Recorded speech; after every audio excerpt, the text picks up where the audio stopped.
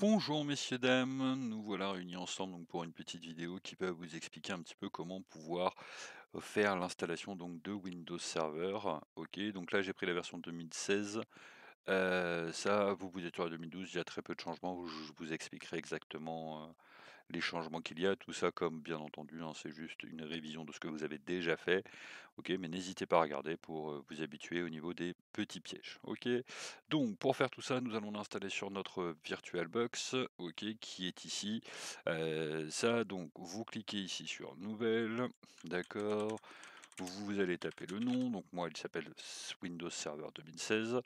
Moi je vais choisir Other Windows 64 bits, d'accord, puisque Windows 2016 n'est pas listé ici. Pour vous, sur Windows 2012, vous pouvez sélectionner ici Windows 2012 64 bits, d'accord? Et cela fonctionnera bien entendu très bien. OK, donc une fois qu'on en a fait ça, on fait suivant, on choisit au niveau de la mémoire, OK, mettez-en au moins 512 mégas. Si vous voulez en mettre plus, pas de souci, bien entendu, tout dépend bien entendu de votre ordinateur. Ensuite, nous allons créer un disque dur virtuel avec une taille de 20 gigas, ce qui est amplement suffisant pour ce que nous allons faire. OK, je fais créer, je laisse les options comme elles sont, donc c'est bien une image disque VirtualBox que je vais créer. C'est le plus simple pour vous et le mieux d'un point de vue de vos ordinateurs. OK, et on reste sur un emplacement donc dynamiquement alloué. Ça permet tout simplement que tant que votre VirtualBox n'a pas besoin de plus de place, d'accord? La place va augmenter en fait tout simplement au fur et à mesure que vous allez mettre des données. OK, ça évite de prendre trop de place sur votre disque dur puisque ici ce sont vos ordinateurs personnels. D'accord? Voilà, on a donc dit serveur 2016, on a dit 20 gigas, on ne touche à rien, on fait créer. OK, voilà comment en 30 secondes nous créons une box pour serveur 2016. Je vais essayer de prendre mon temps, de ne pas aller trop vite, d'accord? Parce que j'ai tendance peut-être un petit peu à parler, trop vite. OK, peut-être que je m'arrêterai pour vous faire des blagues, on ne sait pas. OK, donc nous avons un ordinateur qui est prêt, qui est configuré, sur lequel nous allons installer donc Microsoft Windows. OK, pour faire cela, il faut donc avoir téléchargé au préalable l'ISO de Windows Server. OK, donc en passant par le site Microsoft. OK, une fois que c'est fait, nous allons donc dans configuration, nous allons dans stockage ici et nous allons faire simuler en fait tout simplement le fait d'insérer le CD de Windows à l'intérieur de notre machine virtuelle. Donc on va sur stockage, on sélectionne le lecteur CD ici qui est un lecteur CD virtuel. OK, et on clique sur le petit CD qui est ici. D'accord? Voilà, vous cliquez sur choisissez un fichier. OK, vous arrivez directement sur le dossier avec vos téléchargements, d'accord, et là, vous sélectionnez tout simplement la version que vous voulez.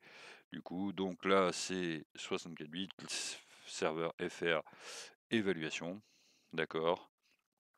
Voilà, OK, donc vous reprenez votre fichier là où vous avez téléchargé. D'accord, moi il est directement ici, d'accord. Une fois que j'ai sélectionné le CD, je peux faire OK.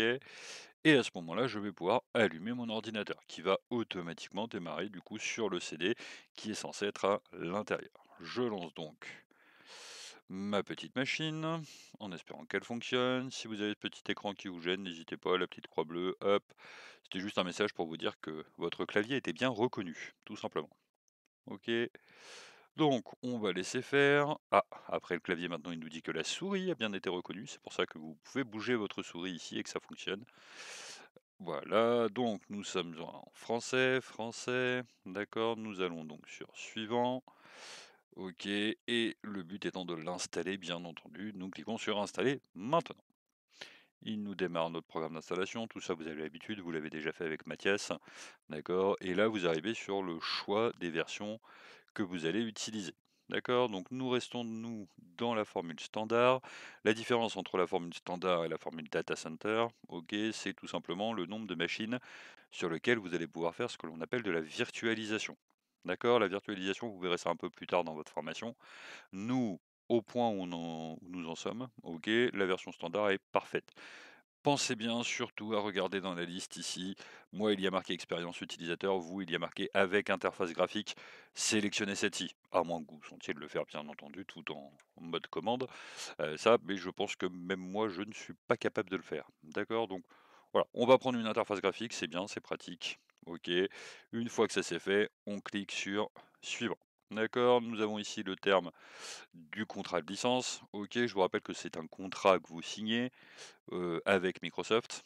D'accord, donc normalement un contrat avant de faire quoi que ce soit et de le signer, on essaye de le lire. OK, alors moi je l'ai déjà lu, je sais ce qu'il contient. OK et oui, oui, je ne mens pas, je l'ai vraiment lu. OK, donc j'accepte les termes du contrat. D'accord? Une fois qu'on a accepté, qu'on l'a lu, on peut faire suivant et nous n'allons pas installer Windows et conserver des fichiers ou je ne sais pas quoi, c'est notre première installation, donc nous allons faire installer uniquement Windows. On clique ici, il nous montre maintenant le lecteur sur lequel nous allons installer Windows. On a bien la taille de 20 Go que l'on avait mis tout à l'heure, du coup, sur la machine virtuelle. OK, donc un disque dur, 20 Go. Et nous avons juste à cliquer sur suivant pour que tout cela commence. Alors, la copie des fichiers est faite. Il prépare les fichiers donc pour l'installation et il va se passer pas mal de choses pendant ce moment-là.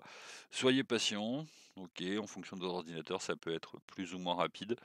OK, je vous conseille d'ailleurs, par exemple, d'aller vous faire un café si vous en avez un petit peu. OK, bon, si vous êtes comme Lionel et que vous n'avez toujours pas de café, et j'en suis vraiment désolé pour vous, mais peut-être est-ce le moment justement de se désintoxiquer de la caféine. Ça avance, 43%.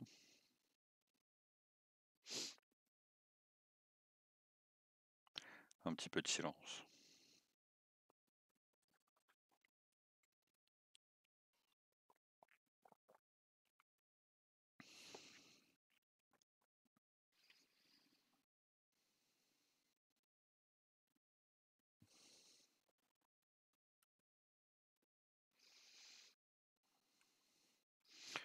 Peut-être est-ce le moment de vous raconter une blague.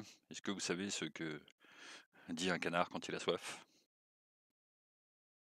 Non? Eh ben, je vais me taper une petite canette.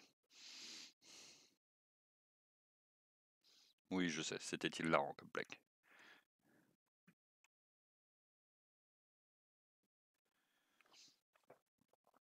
Nous approchons de la fin.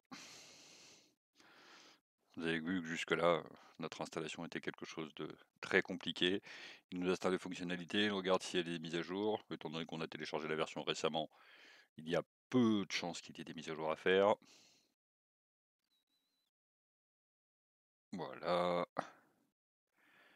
Et il ne va pas tarder à nous demander de redémarrer. Voilà, vous pouvez cliquer si vous ne voulez pas patienter sur redémarrer maintenant. Sinon, vous ne cliquez pas et tout simplement, ça se fera, bien entendu. Surtout à ce moment-là, vous n'appuyez pas sur une touche. D'accord? Nous, ce qu'on veut, ce n'est pas démarrer depuis le, pardon, le CD, mais bien entendu démarrer sur le Windows que nous venons d'installer. On enlève encore les petits icônes, bien entendu.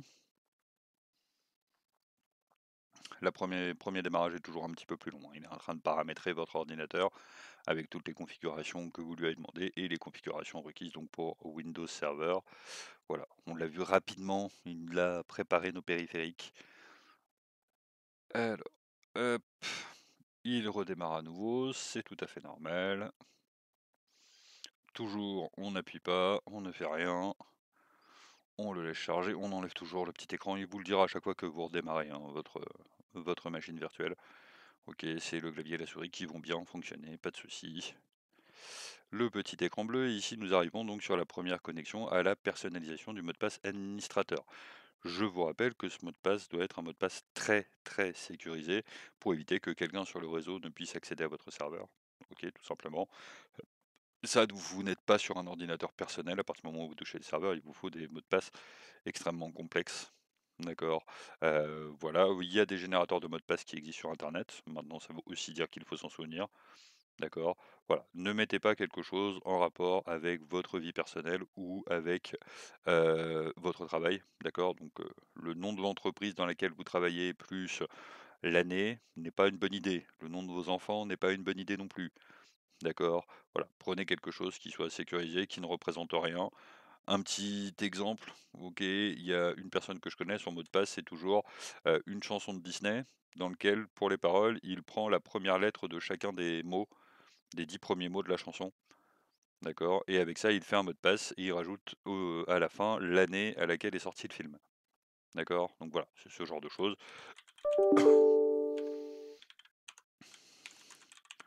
Hop, je vous mets le mot de passe, d'accord, un petit mail de notre ami Mavis.